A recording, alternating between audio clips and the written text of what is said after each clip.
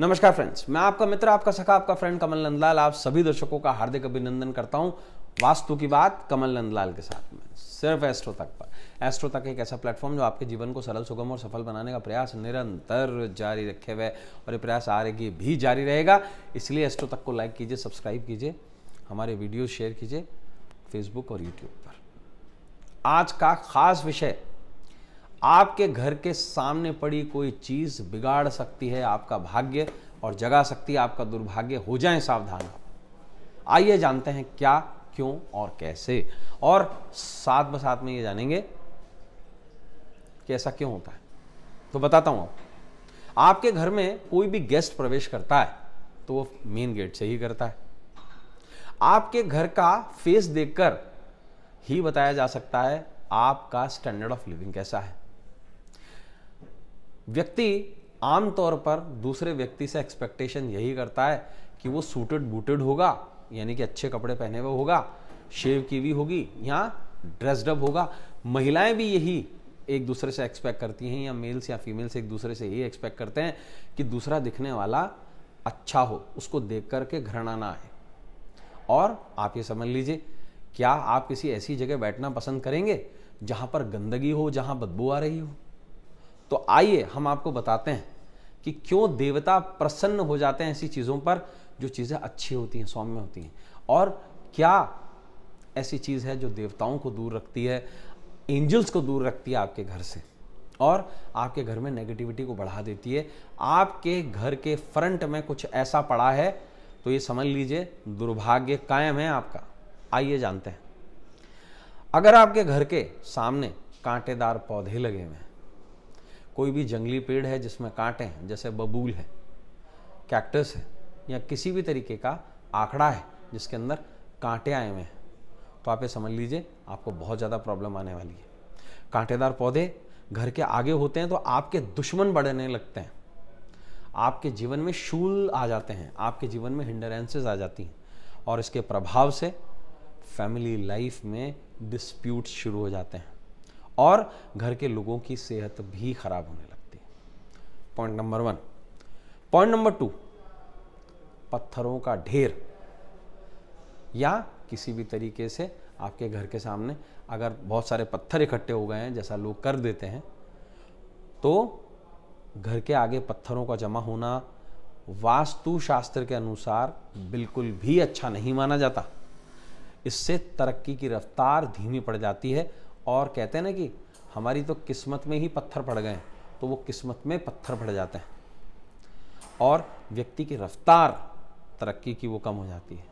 व्यक्ति को जीवन के हर मोड़ पर प्रॉब्लम्स का सामना करना पड़ता है और रुकावटें ऐसी जो पीछा ही नहीं छोड़ती।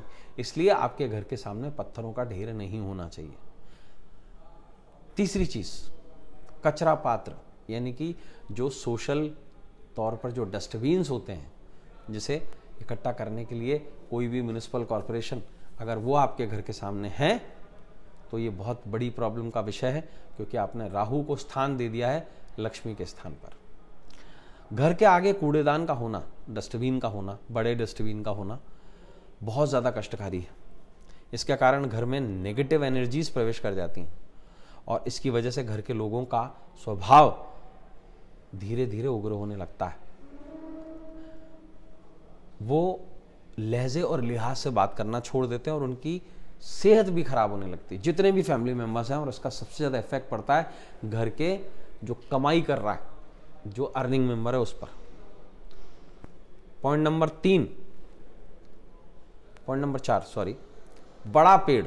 अगर आपके घर के सामने कोई भी बड़ा पेड़ हो जिसकी ऑरा के कारण बाहर की ऑरा अंदर नहीं आ रही है, लक्ष्मी तक अंदर झांक नहीं पा रही है, कुबेर तक अंदर आ नहीं पा रहे, आपकी पॉजिटिव या नेगेटिव एनर्जी का प्रवेश ही अगर बड़े पेड़ ने बंद कर दिया है, तो आप ये समझ लीजिए कि आपके घर में वास्तु दोष शुरू हो गए हैं। वास्तु शास्त्र के अनुसार घर में बहुत ऊंचा पेड़, और इतना ऊंचा पेड़ कि आपके घर से की ऊंचाई से भी अगर बढ़ जाए तो आपके दुखों का कारण बन सकता है। इसके कारण घर में लगातार परेशानियां बनी रह सकती हैं, पॉजिटिव ऊर्जा का संचार बंद हो जाता है, सनलाइट का आना बंद हो जाता है। इसलिए ऐसे पौधों को या तो कटवा दें पेड़ों को, या उन्हें काट करके छोटा कर दें, ताकि उनकी पॉजिटिविटी भी बनी रहे, साथ में साथ के अंदर आपके एनर्जी फ्लो में जो हिंडरेंस आ रहा है वो भी खत्म हो जाए। छठा पॉइंट, घर की दहलीज का नीचा होना। अगर रोड की लेवल से आपका घर नीचे हो गया है, उसकी दहलीज नीचे हो गई है, तो आप ये समझ लीजिए, बेसमेंट की बात नहीं कर रहा हूं, बेसमेंट अलग चीज हो गई। अगर आपके घर की दहलीज अगर नीचे हो गई है, यानी कि आपकी लिमिट्स नीचे हो गई हैं, तो आपकी हरकतें भी गिरेंगी और साथ में साथ के अंदर आपका पैसा भी गिरेगा। वास्तुशास्त्र के अनुसार घर की दहलीज यानी कि मेन गेट से रोड की ऊंचाई जो है, अगर इसमें कुछ डिफरेंस आ जाए, नीचे हो जाए, तो उससे वास्तु दोष बहुत बड़ा जनरेट हो जाता है।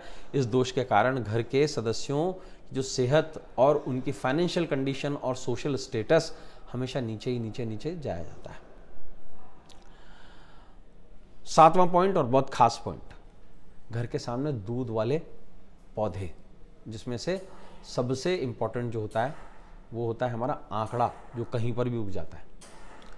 घर के आगे मेन गेट की तरफ अगर दूध वाले पौधे हैं और उस घर में रहने वाले जितने भी लोग हैं वो हमेशा बीमार पड़ेंगे। ऐसे घर में पैसा भी नहीं टिकेगा और हमेशा खटपट बनी रहेगी।